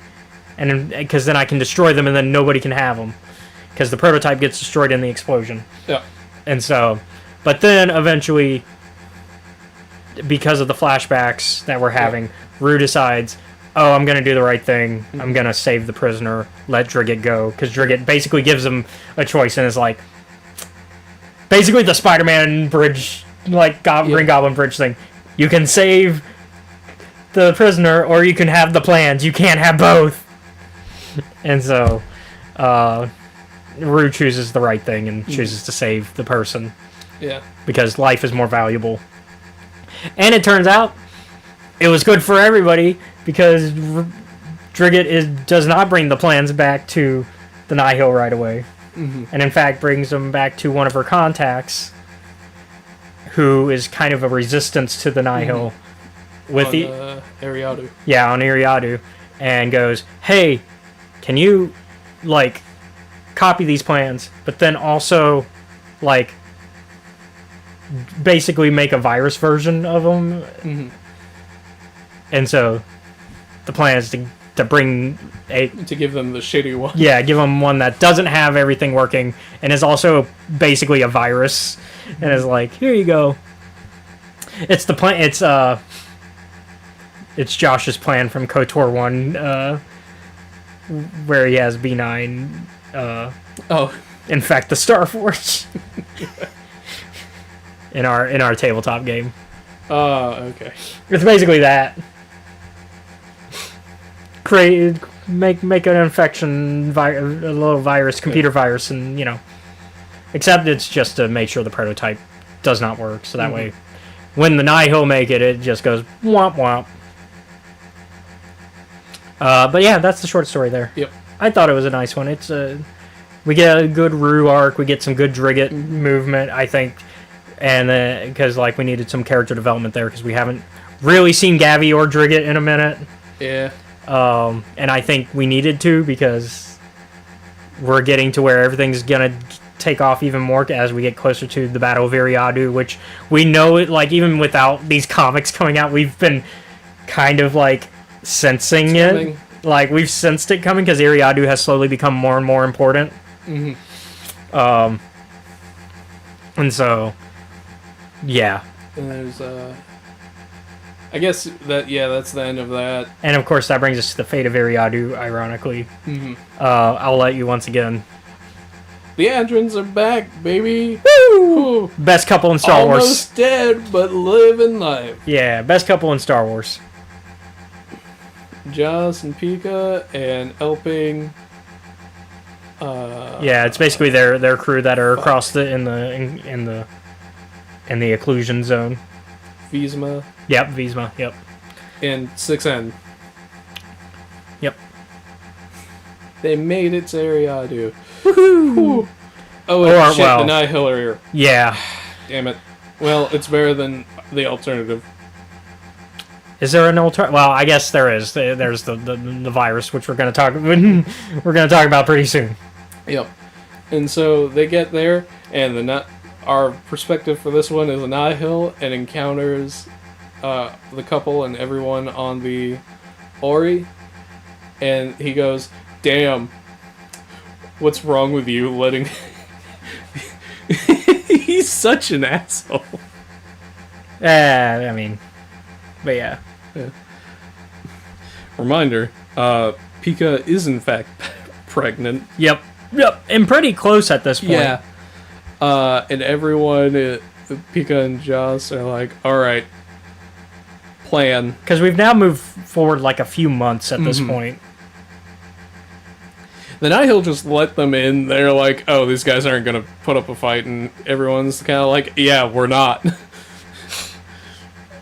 They're like, we're too tired for this. Too tired. We're just going to go eat and hang out in the, like, shanty town. It's the weird, like, juxtaposition of the Nihil, though, at this point, where they are both still raiders and Vikings, but also now a official government, like... Yeah. Like, where they actually have to, like, work at, like, with laws and structure. And so that's the weird, like, juxtaposition that the Nihil have put themselves into. Where half of them really still want to just pillage and plunder, but because of Markion and how he's kind of cornered himself. Which, once again, we'll get into. We'll talk about that later. And so, Pika and Joss recover. Things go smoothly for a little while. Visma and Elping they go off to meet up with some undercover RDC folks. 6N is sent to the Tarkin estate and returned about a month later. Tarkin estate. Tarkin because reference. They don't want him. Yeah.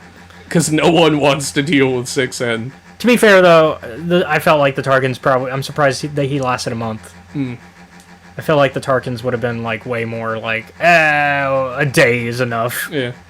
And everyone... Essentially, the game everyone is playing is, can we fucking keep 6N away from us? We hate talking with this one. Which, honestly, I feel bad. 6N is not that bad. 6N is, like, relatively not as annoying when it comes to, like, the droid scale of annoying that we've seen. He's not C-3PO level. Which is, like, on the further end. Probably not the furthest, but still on, like, on the more annoying end, right? Yeah. And I don't think 6N's on that scale. Personally. I have a feeling you feel differently. He would be great if he didn't talk that fucking much. I kind of get it, because it's like, we could have just shut him off during, like, the trip here. They didn't.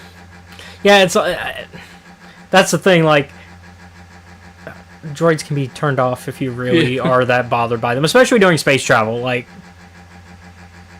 But yeah. But they're like, he helped us, and Gal is nearly fucking starved to death. And they're like, maybe human food doesn't work that great. Like, it does the trick for Amon Calamari for a while. I feel like non-aquatic based food for Amon Calamari might be too high in sodium. Too high in salt. Yeah. Maybe. Because I think that might be, like... I don't imagine Amon Calamari is eating steak. That's very funny. It's a funny image, actually. But you see what I mean, though? Like, I don't imagine they're eating anything that's high in like, salt and sodium. Like, because that's gonna naturally be... It's something that dry them out. Dry them out. and we know that Mon Calamari require their water, and so I imagine it's salt water that they live in. Yeah. We actually don't have a clear answer on that if it's fresh or salt. But I would imagine salt because we're talking about oceans. Yeah. Usually, like we're talking about them being from an ocean planet, so like I would imagine salt water. Yeah. But even then, that's not the same as eating something with salt in it. I assume Gal recovers, but we don't see her for the rest of the story. Yeah, I think, yeah. So Elping So? No, that's just their name. Elping and Visma come back, and they're like, alright, can you guys get rid of 6N for a while? And they're like, do we have to? And it's like, no, we're not going to. And they're like, fuck, okay, fine, we'll take him with us. Maybe. And they're like, maybe after the baby is born, then he can be of use. Yeah, we're just slowly ticking that clock closer to baby time. And so Joss and Pika are both very much like, they're in the... Which is this is their nightmare, by the way. Because, like, they were clear, they were like, we're going over there. But that's with the intention of being back in time to have the baby. If only they knew. They would have just taken that fucking vacation. No, they wouldn't have. Let's be honest, they would have still done the right thing. Because that's Joss and Pika. They do the right thing. It's a case of fucking fine, I'll go do it. Yeah. And a bunch of explosions happen, and that's the end of the story. Yep, because Battle of Iriadu. Yeah. Pika tells Joss to take a walk, and then freaks out when explosions happen. Which means they're gonna have that baby during the battle. Mm-hmm. You know that's you know that's narratively where this is going. Narratively, they're gonna be having a baby during the Battle of Iriadu. Maybe not. We'll see. Maybe baby. Well, there's no maybe baby. The baby is there. Maybe baby Iriadu. Oh man, but and so this is very similar to the battle though of Jeddah. Like everything's kind of just, well, really, it's actually closer to the Battle of Donna. Yeah. Like everything's kind of building up to this moment. And that's kind of phase 2. Phase 2 is just like everything going to Dalna, eventually, and so all roads lead to Iriadu. The Battle of Jeddah is a prelude to the real battle. Tears. Yeah, the real one, the one that actually mattered. The one that everyone was like, "Damn, wish we didn't do this." Which, in fact, the Night of Tears is relevant to our next part of the. Tempest Breaker. Tempest Breaker. Another audio drama. We gotta have at least one every phase. Yeah, gotta have at least one. Lorna D tends to star in most of the audio dramas. 2 out of 3. 2 out of 3, yeah. And it makes sense. Considering that phase 2 was before Lorna D existed. So, fucking baby Lorna D. We just get the Battle of Jeddah from a baby Lorna D's perspective. Somehow she still has a ship called the Lorna D. Yeah. Oh god, there are a lot of great moments in this. I personally love a good masquerade ball scene, and we get a really good masquerade ball scene. Essentially, it's not a masquerade, but it's a ball scene. It took me a while to figure out that Quinn was a drug addict. Even though they make it so clear. Yeah, it's like, until Markion goes, oh, what's up with the track marks on your arm? Oh, yeah. And I was like, oh, yeah. Yeah, that's a drug addict. Yeah. And so, like, we get a lot of it. So, a lot of the first part is retracing stuff that we've already seen take place, but from Lorna's perspective as she's telling her story to a... because the entire thing... Our favorite reporter within the occlusion zone, Real Darrow. Yeah, the whole thing is the framing device is Real Darrow is interviewing her. Because they like to do framing devices for the Lorna D ones. Because with Tempest Runner, the framing device was Gal interviewing her. Yep. and this time it's Real. And so, kind of ironic that somebody named Real is interviewing Lorna D, considering her history with the drug Real. Mm-hmm. Which is also brought up and reminded to us in this. Yeah. Also, that Lorna D wants to make sure everyone knows her name. All the time. Yeah. And so, like, I think this comes down to being a really good conclusion to Lorna D's arc. Mm-hmm. Which is great. I like... We have talked about this, and we've both agreed. Lorna D has one of the best arcs in the High Republic setting. And I like where her story ends and how she becomes... She's still very, very... I wouldn't say selfish anymore, but I would say, like, still opportunistic. But she learns to be less selfish even with that opportunistic, like, nature. Because now... We're just going to talk about the ending. Mm-hmm. We'll be going throughout the whole thing. Yeah. Like, we'll just be bouncing around. But it ends with her and... that she has with her and Quinn together, which naturally makes sense, but also we now have a new ship, and it's not the Lorna D. It's unnamed, but Lorna says it should be the Quinn because Quinn is the captain now, and Quinn says that's a stupid name for a ship. I don't know, I kind of like the Quinn. It is a good name, but Quinn doesn't want... Quinn's not as ego filled as Lorna. Lorna's got a bit of an ego. I think it's justified though. Lorna has a justified ego. Yeah. And then and so like and now they're mercenaries for hire, but for the most part they're going to be doing the right thing, fighting the Nihil where they can, but they're just also going to get paid for doing it. Yep. Get paid to do good things. Yeah. It's the Guardians of the Galaxy sort of deal, where it's like, we'll do some good, we'll do some bad, but we'll mostly do good and get paid for it. Mm-hmm. We might still steal from some people here and there, but it'll usually be marks who deserve it. And so that's what I imagine they operate off of, right? Yeah. I also like the ball, though. Yeah. I like Markion being confronted at it. Mm-hmm. And God, you just want to punch Markion in the face. But hey, better yet, Lorna just bites him. Yep. It's the you showed that a god can bleed situation. Mm-hmm. Because like Markion at this point is trying to act so civilized. He's trying to play the part. He's trying to look like a good leader. Well, he's trying to look like he's not a pirate anymore. Mm-hmm. But that's just who Markion is at the end of the day. Markion is this he wants to be a conqueror, but he doesn't want to rule.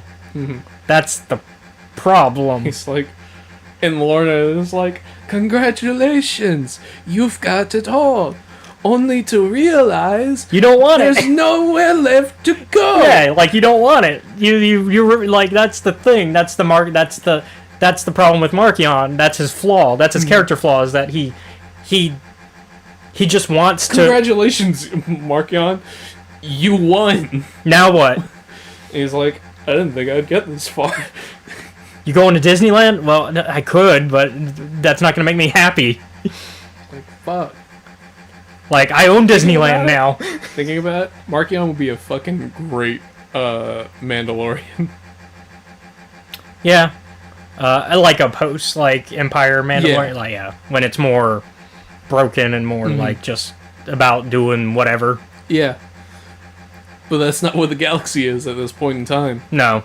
And so, like, Markion just wants to conquer and kill, but, like, but at the same time, now he can't, because like, he's put himself in this leadership role. Markion, I fucking hate this so much. My favorite, though, is of the ball sequence is them going head-to-head about killing his dad. Mm-hmm. He goes... He's like, yeah, I know you tried really hard, but you didn't really finish him off, did you? But that's not the dig he thought it was. Like, because Lorna still had a deeper cut. It's like, yeah, kind of fucked up. You killed your own dad. Like, you can, like, this scene is very much just Lorna digging into him, him trying to dig in back, but really it's him trying to cover up the fact that he's not happy. Like, he is trying to hide so much that he's not happy by belittling Lorna, but it's not working because Lorna knows the type of person Markian is. Like, she clocks him so much. Fucking hard. Like, there's just so much where she's like, no, this is the person you are. And she's right, and that's what pisses him off. Yeah. That's why he's so pissed in this scene. It's not because she bit him. It's not because she made him bleed in front of everybody. Yeah. That doesn't matter. It's the fact that she was right about the type of person he is, and that she will. Fuck you for being right about me is the gist of the conversation. And that's really why he killed those people. It's because they also could overhear that conversation more than likely. Yeah. And so therefore, not only did she publicly embarrass him by making him bleed, she publicly embarrassed him by calling out who he is. Because this was supposed to be him presenting himself as civilized, essentially. But he's not. He's not civilized. He's a wolf in sheep's clothing. Like, that... And he can't do it. He can't stay in the sheep's clothing. He's a wolf who can't stay in that disguise because it itches. If we're gonna keep the metaphor going, yeah. like it itches. The fleece, the wool itches, and he needs to take it off. Yep. And so he has to let loose and do these things. And that's why I also believe her story about like what happened with her fight with him at the end of the story. I believe her version of the event. I do believe that she fought him and like that it went down the way she tells it. Because Real's like, hey, we gotta double check that that's what happened because there's no real witnesses other than you and Quinn. Yep. And so I believe her version, actually. I think you might have a hard time finding those witnesses, but Well, for the one at the end where she's trying to get the... yeah, what, you think Markiel would fucking let anyone who saw him like that live? Yeah. Because we're no longer talking about... Yeah, because we're not... Yeah, because even at the end of the book, he's not in... Or the audio drama, he's not in a good... Like, he comes to one of the Republic, like, capitals, essentially, just to get his ass handed to him. And so, yeah, like... I believe her version, which is weird to say, because, like, she does twist and manipulate her stories a bit. Oh yeah, no, I do believe that she fought and bested Markion. I will not deny that. Because yeah, so this is a situation where I think this is one of the few times where I think she is not lying at all. Because it's about Quinn, I think also, is the other thing that makes it true. Yep. Whereas if it was about, like, Avar or the other Jedi, Yeah. she probably would twist it in some way. Yeah. Speaking of, Skier. Skier goes through it. Skier goes through it. He comes out on... The Bulin Skier team-up was not on the bingo card. We almost got Bulin redemptive arc, and then at last second he heel turns. Yep. But also, are we surprised? No, we shouldn't be. It's why when I sent the gif of like the of like all these twists and turns. It's a roller coaster because like we go from, and then of course we get like Bulin's backstory finally, and now we know why he's such a psycho, and it makes sense. He was raised within the path of the open hand. Oh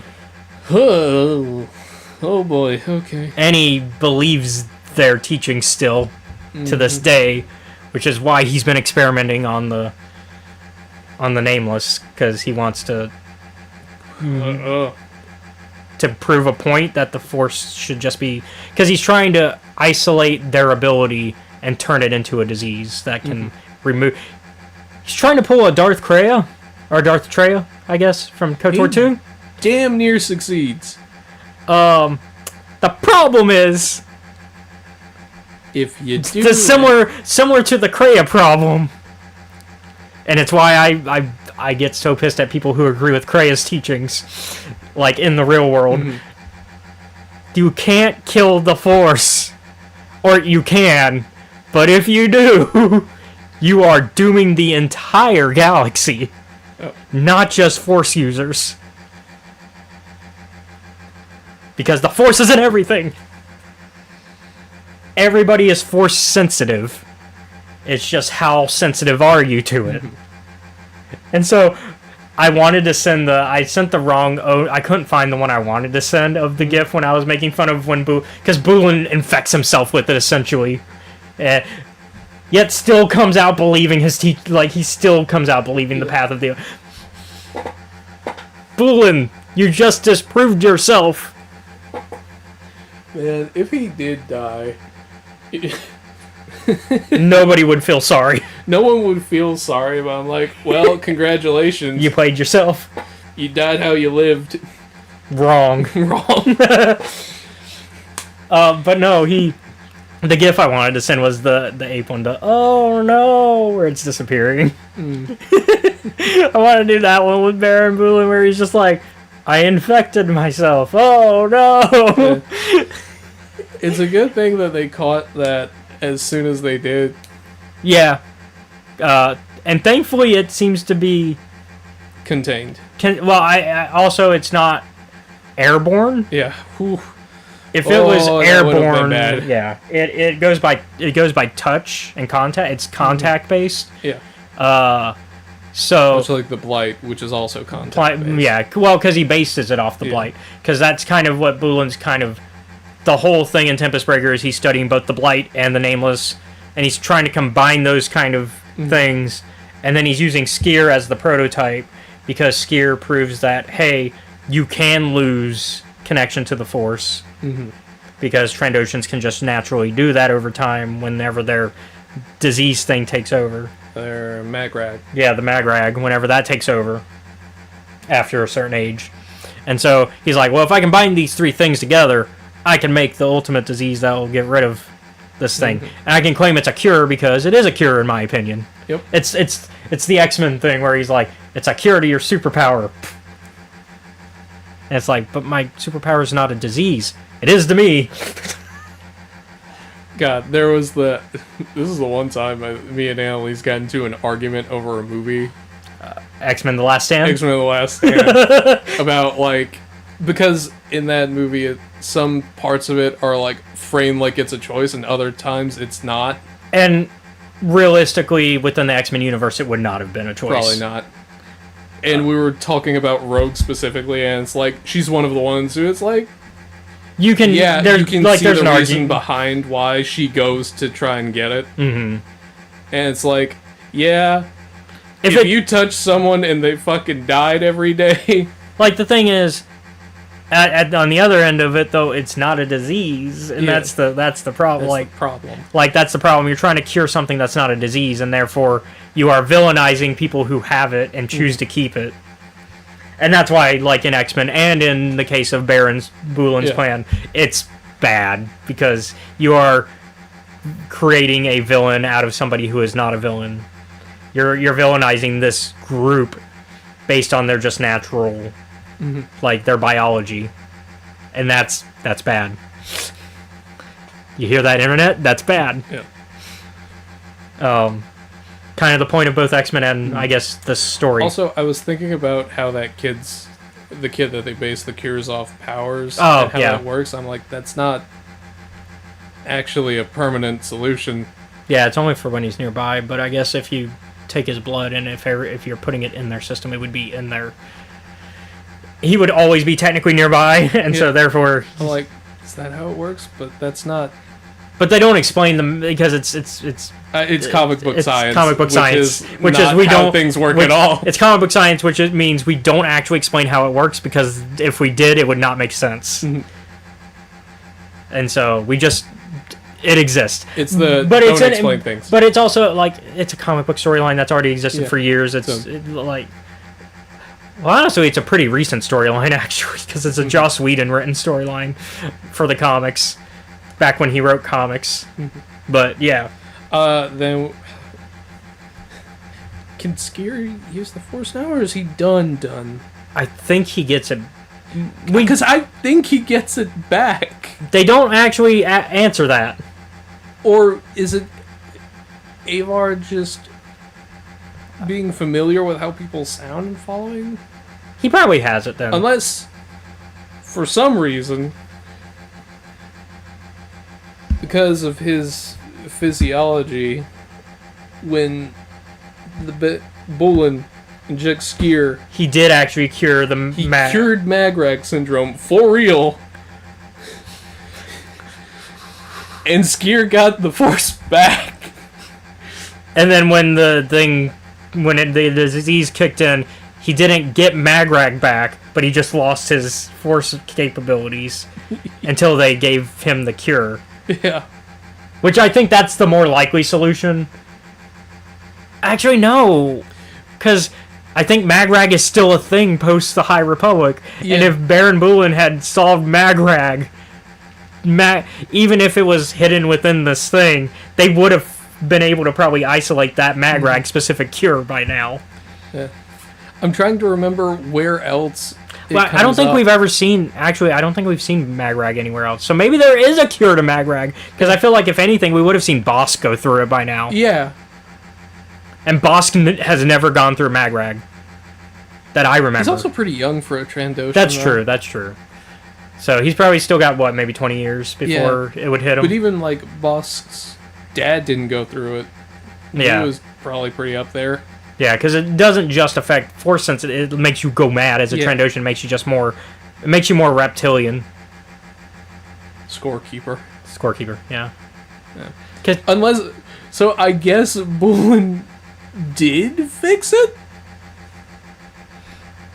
You know, maybe that's a point in Baron Bullen's favor. The only point we will ever give that man. I mean, I guess if you're going to convince people to take the cure that will kill everybody... You gotta, like, hide a cure to something in it. Yeah. Although I think...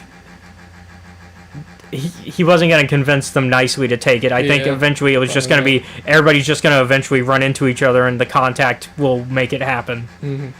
And I think he was probably going to use the Blight to kind of increase that speed of it happening. Tay is working with Lorna. Big thing I want to talk about. Mm-hmm. Keev's arc in this. We are getting so close to Lost Jedi Trennis.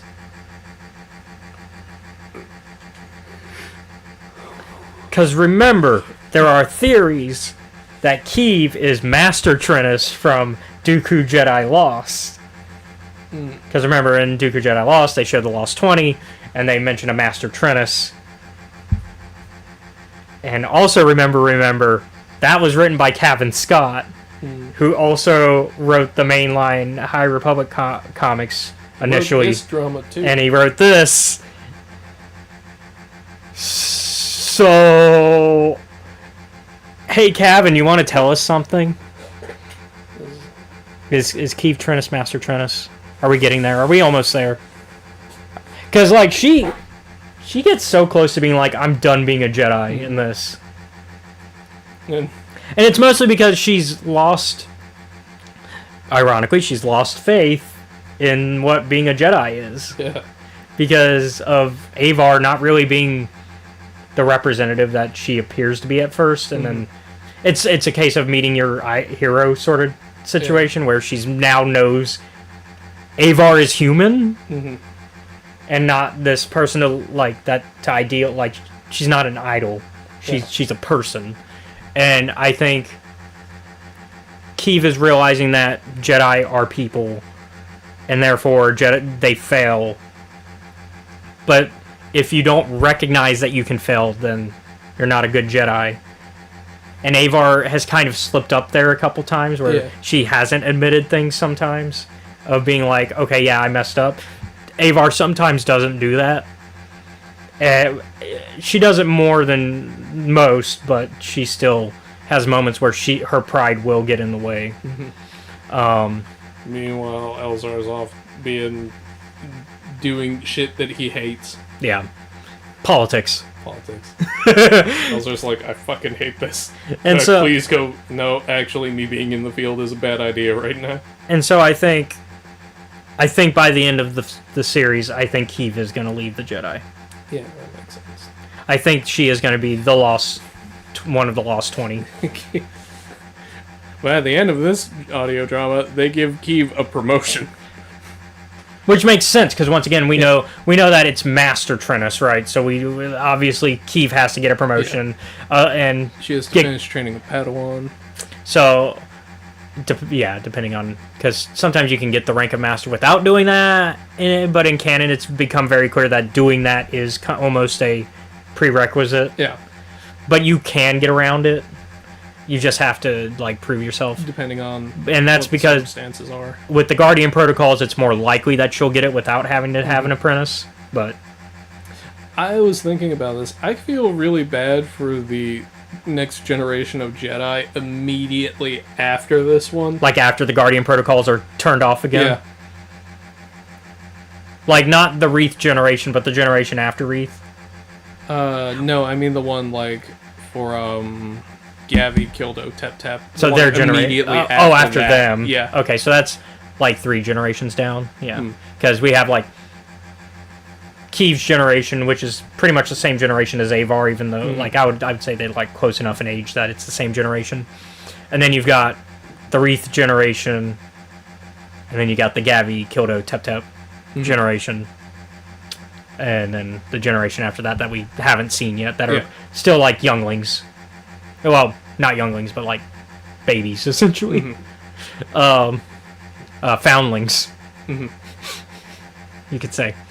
So, yeah. Yeah, because, imagine, because it's also very weird for Kildo, Tep Tep, and their generation, and Gavi's generation, though, because they're being taught within the Guardian protocols. And then they're going to have to lose them. Yeah. Which is going to change how their training goes immediately. It's already weird for them. It's going to get weirder when that gets cut off. And then we're not going to see the Guardian protocols get activated again until the Clone Wars. So that's 5, 6 generations later. Here or there, 20, 40, 60, 80. Yeah, because it's about 20 years for a generation. So, yeah, 5. So that's rough, buddy. And we saw how the Guardian protocols were just as controversial later. Yeah. And it's even more controversial with the Clone Wars Syndicate version of it, because it's not even the Jedi who choose to do those. Palpatine is the one that makes that call. Which is because Brotherhood. Which also means anybody who says it's the Jedi's fault that the younglings became soldiers during the Clone Wars does not know what happened. They didn't make that choice. But also that's because of politics of the Jedi and Republic being too intertwined by that point, where what the Republic said they do is what the Jedi do. It is weird kind of example, but I guess the closest thing I know. It's kind of like growing up post 9/11. No, I get where you're. Yeah. It's the difference between people who lived before it, people who were our generation, who, well, mine even more so, who were young and witnessed it, and then had their life changed afterwards. And then people who just grew up with it already having happened. Yeah. So, the difference between, Kinsey, me, and then, my parents. That's, so, my parents would have been before it happens, and then I would have been, the transitional period, and then Kinsey would have been, it already has happened. Which means, it doesn't really, nothing is new to that generation because it's already existed the way it has.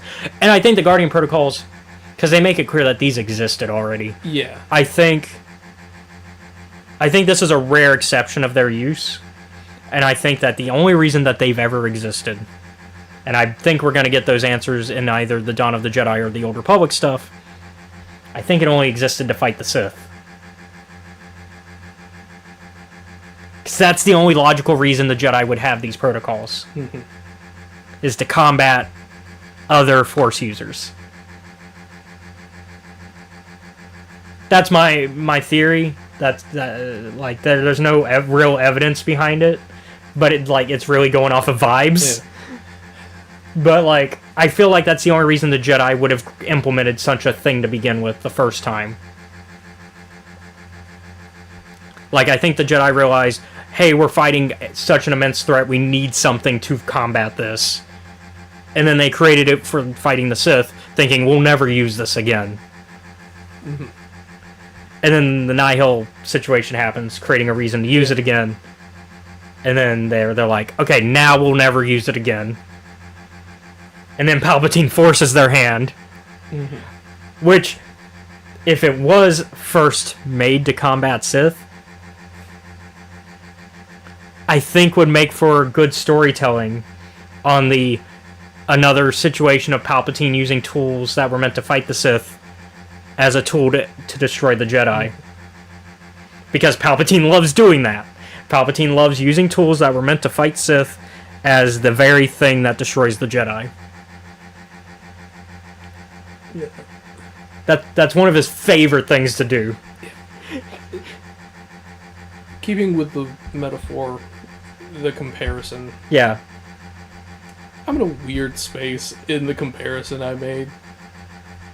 You're kind of like you're kind of the in between me and yeah, because you're young enough that you were born before it happened, but so young that you don't have actual memories of it happening, and therefore it didn't really affect your development of life, like your childhood.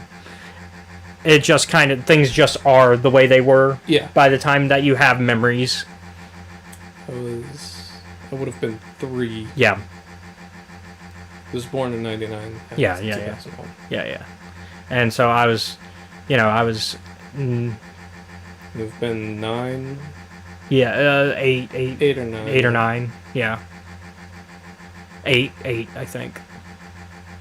I'll have to do the math. 7 actually.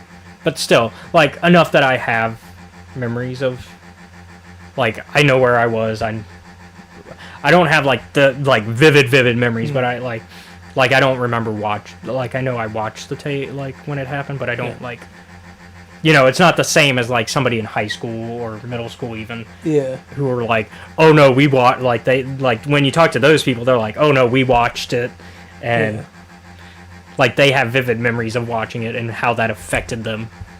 By the time I got into school and they were and now it's time to be sad for a day. Yeah. I was I don't... Why? They're gone. Quit whining. Yeah, on one hand you get it, and on the other hand it's especially now when it's been...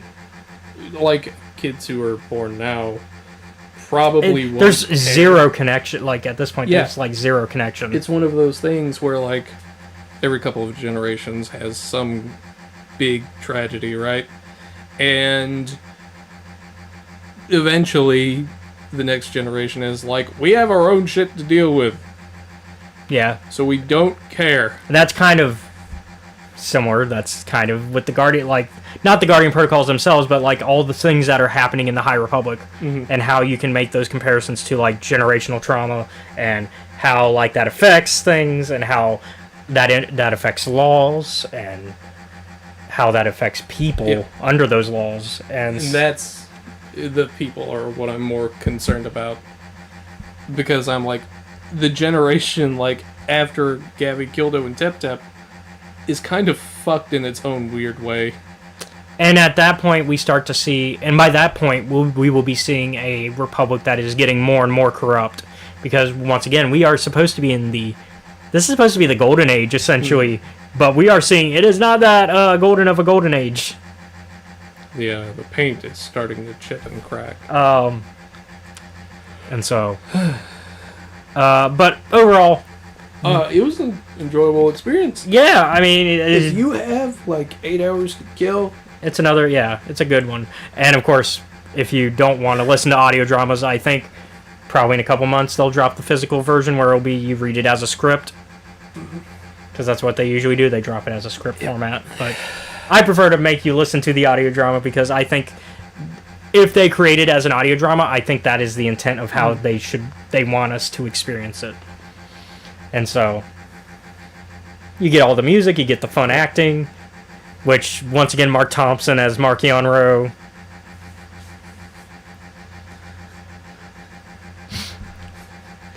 That man, but also Mark Thompson never misses.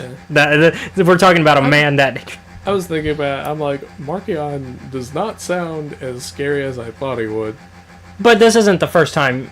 Is this the first time you've heard his? I think so. I thought he was in Tempest Runner.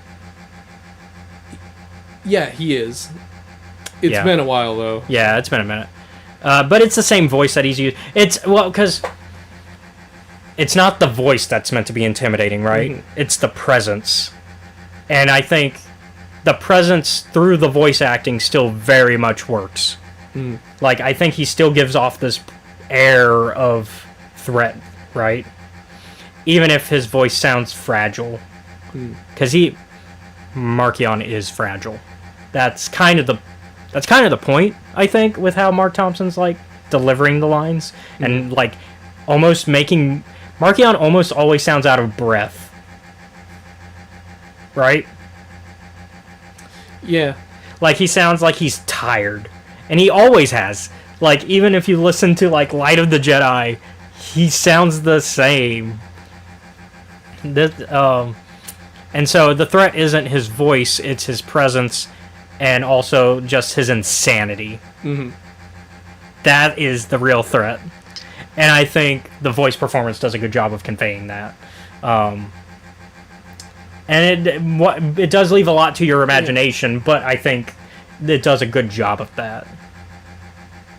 And so I think all of them do a good job of presenting their characters, though, in the audio drama. That's why I like the audio dramas. I like a good audio drama. I like being able to imagine the visuals and be able to, like, see the scene in my head, but also have the voices already exist. And so I don't have to, like, create the voice as much.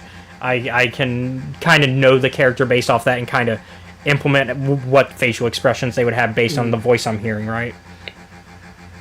And maybe that's why I prefer audiobooks as well, because they're like audio drama adjacent.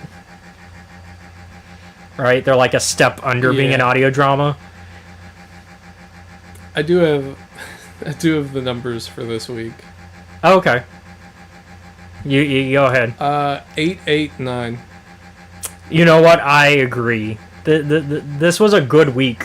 Yeah. This was a good week of Star Wars stuff. Month, I guess, because it took us so long to get to it. But it was good. This was a good set of stories to listen to. Let me make sure I know which one we're doing next week. Mm-hmm. I think we're doing a comic book catch-up. Seth will what? Well, that was the rules for our game for the end of the season. Let me close that. Yeah, we're doing a bit of comic book catch-up. Okay. Let me double check.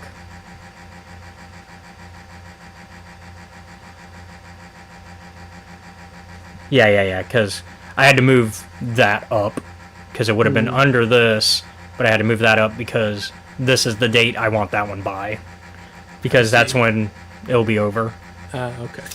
We're looking at the schedule, and I'm, like, letting him in on, like, how I schedule things. I've been reading that. I'm going to make sure you get a copy soon. Okay. But yeah, so looks like next week we will be talking High Republic Adventures Phase 3 Volume 2 and the Inquisitors miniseries. So a little bit of comic book catch-up. All right. And maybe if we get those done, I'll add this, but that's an audiobook, so we'll see. That's the 4-hour one though, so Okay. We could add that, depending, but the comic books will be the main objective. So we will do comic book objective and then side quest if we can, because then we can catch up a bit. Yeah. But yeah, so I'm excited for that because we haven't seen. I actually might add. No, I'll save these still for later.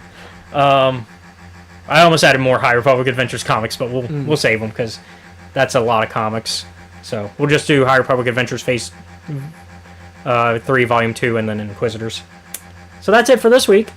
Thank you all for watching. Be sure to like, follow, subscribe, all that good stuff. If you really like our content, you can check out our Patreon, which is at Escape Reality Films. Shout out to Jennifer Brantley. Yeah. You can also find us on YouTube. You can find us on Discord, where you can become a part of our community, where you can listen to us play D&D sometimes, or like the past Thursday, watch movie night, hang out with us as we watch different things.